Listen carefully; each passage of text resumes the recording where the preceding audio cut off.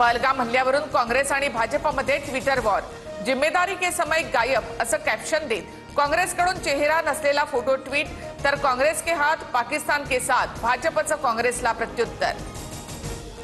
पाकिस्तानच्या लष्कराच्या कुरघोड्या थांबेनात। सलग 5व्या दिवशी पाक लष्कराकडून सीमेवर गोळीबार, कुपवाडा आणि बारामुल्ला येथील नियंत्रण रेषेवर गोळीबार।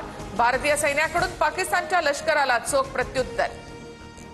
भारतीय हवाई दलाला सज्ज राहण्याचे आदेश मिळताच कारवाईसाठी 2 मिनिटात सज्ज होण्याचे निर्देश। भारत पाक तणावाच्या पार्श्वभूमीवर भारतीय लष्कर अलर्ट मोडवर।